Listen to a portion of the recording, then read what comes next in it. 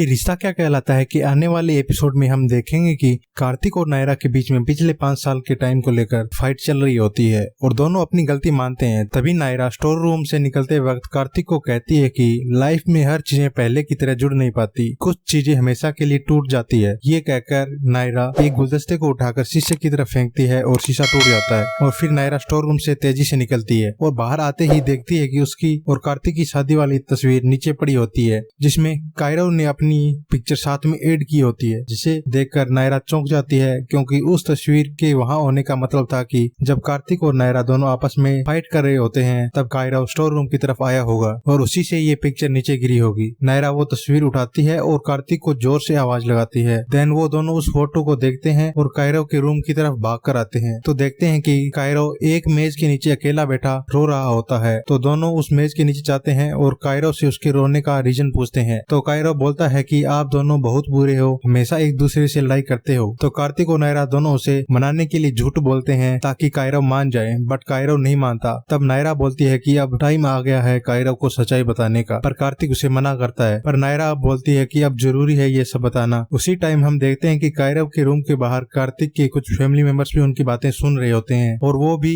चौंक जाते हैं कि नायरा कायरव को सच्चाई क्यों बता रही है। तभी नायरा कायरव को अपनी बातों में उलझा लेती है और उसे बताती है कि बेटा, आपके पापा और मैं हॉस्पिटल में मिठाई और हवन का प्रसाद पहुंचाना भूल गए थे और इसी भूल के कारण दोनों झगड़ा कर रहे थे। तो कायरव अपनी मम्मी को बोलता है कि आपको तो हर बात याद रहती है, तो आप ये बात कैसे भूल गए। तो कार्तिक और नायरा दोनों बोलते हैं कि कभी कभी ऐसा गलती हो जाता है। तब कायरव दोनों को बोलता है कि अब आप दोनों ने गलती मान ही ली है तो एक दूसरे को सॉरी बोलो और हाथ मिलाओ और प्रॉमिस करो कि ये गलती जल्द ही ठीक करोगे। तब कार्तिक और नायरा कायरव के साथ प्रॉमिस करते हैं। जब कार्तिक और नायरा हाथ मिला रहे होते हैं तो उन्हें वेदिका देख लेती है, जिसे देखने के बाद वो टूट सी जाती है। उसके बाद हम देखते हैं कि नायरा की फैमिली में बड़ी दादी तेज तेज कदमों से बाहर की तरफ आती है तो नक्स और छोटी दादी उनसे पूछती है कि क्या हुआ। तो बड़ी दादी बताती है कि हमें नायरा को यहाँ लाना चाहिए क्योंकि तीज का त्योहार आ रहा है और वहाँ उसका रहना ठीक नहीं है। उसके बाद हम देखते हैं कि नक्स बड़ी दादी को समझाता है कि नायरा वहाँ अपनी मर्जी से कायरव के लिए गई। तो बड़ी दादी दिव्यानी और नक्स की बात मान जाती है और कहती है कि नायरा की लाइफ में वैसे भी बहुत दुख है और मैं उसे और दुख देने के लिए जा रही थी। तब सभी वापस घर आते हैं तो उसके बाद दिव्यानी बताती है कि तीज आ रही है तो वेदिका के लिए सुकून तो उसके मायके से ही जाएगा और उसका मायका तो हम ही है। ये सब बातें सुनकर नक्स और बड़ी दादी दोनों चिंता में पड़ जाते हैं। अगले सीन में हमें दिखाया जाता है कि कार्तिक और नायरा अपने रूम में जाकर दोनों अपने पास्ट को याद करके रो रहे होते हैं और उन दोनों को कार्तिक के मम्मी पापा देख रहे होते हैं तो वो भी दोनों की ऐसी हालत देखकर थोड़ा दुखी हो जाते हैं। इसके बाद दोनों सर्वेंट बाहर बात कर रहे होते हैं कि कायरव बाबा ने इन तस्वीरों को इतना तगड़ा चिपका दिया है कि फोटो उतारने के लिए जबरदस्ती करेंगे तो सब खराब हो जाएगा।